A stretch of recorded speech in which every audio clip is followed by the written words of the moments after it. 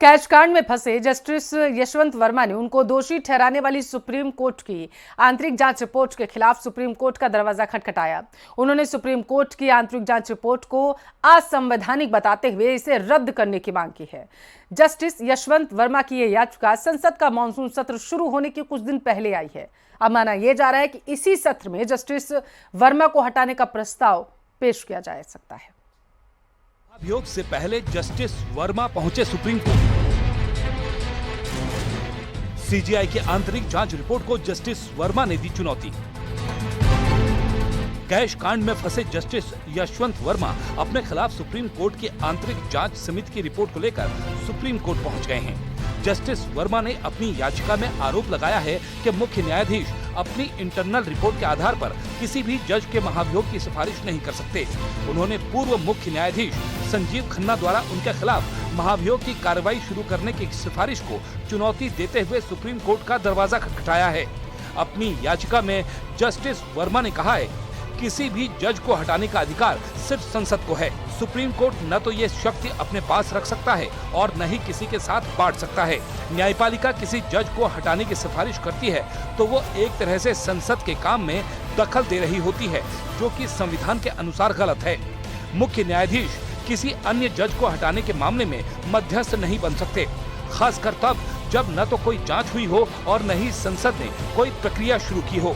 Justice Verma ने सवाल उठाया है कि जब उनके खिलाफ कोई औपचारिक शिकायत ही नहीं थी, तब इन हाउस जांच प्रक्रिया शुरू करना अनुचित और अमान्य है। याचिका में मांग की गई है कि मुख्य न्यायाधीश द्वारा राष्ट्रपति और प्रधानमंत्री को जस्टिस वर्मा को हटाने की जो सिफारिश भेजी गई है, उसे असंवैधानिक घोषित किया जाए। जस्टिस वर्मा ने यह भी कहा है कि सुप्रीम कोर्ट द्वारा इन हाउस जांच की रिपोर्ट सार्वजनिक करना उन्हें मीडिया ट्रायल का शिकार बना रहा है। ये पूरा मामला जस्टिस वर्मा के घर बरामद कैश से जुड़ा है। जस्टिस वर्मा के लुटियंस स्थित बंगले पर इसी साल 14 मार्च की रात आग लग गई थी। फायर ब्रिगेड कर्मियों को आग बुझाने के दौरान बड़ी मात्रा में कैश मिला था। 21 मार्च को मीडिया रिपोर्ट्स में दावा किया गया कि जस्टिस वर्मा के घर से करोड़ों रुपए कैश मिले थे, जिनमें से काफी नोट जल चुके थे।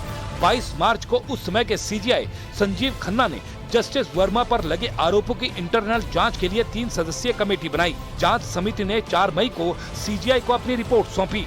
इसमें जस्टिस वर्मा को दोषी ठहराया गया था। रिपोर्ट के आधार पर इन हाउस प्रोसीजर के तहत सीजीआई खन्ना ने सरकार से जस्टिस वर्मा को हटाने की सिफारिश की थी। सुप्रीम कोर्ट ने एक कमेटी बनाई और उस कमेटी ने कुछ फाइंडिंग दी। फिर चीफ जस्टिस ऑफ इंडिया उस समय जो थे, उन्होंने अपनी एक रिपोर्ट राष्ट्रपति जी को और प्रधानमंत्री जी को भेजी। अगर उनको उनसे कोई शिकायत है तो वो अपना काम कर सकते हैं, वो उनका एक लिबर्टी है। सुप्रीम कोर्ट में जस्टिस वर्मा की याचिका संसद का मॉनसून सत्र शुरू होने से कुछ ही दिन पहले आई है। माना जा रहा है कि 21 जुलाई से शुरू होने वाले मॉनसून सत्र के दौरान जस्टिस वर्मा को हटाने के लिए प्रस्ताव पेश किया जा सकता है। विपक्ष भी केंद्र सरकार के इस फैसले के साथ खड़ा है।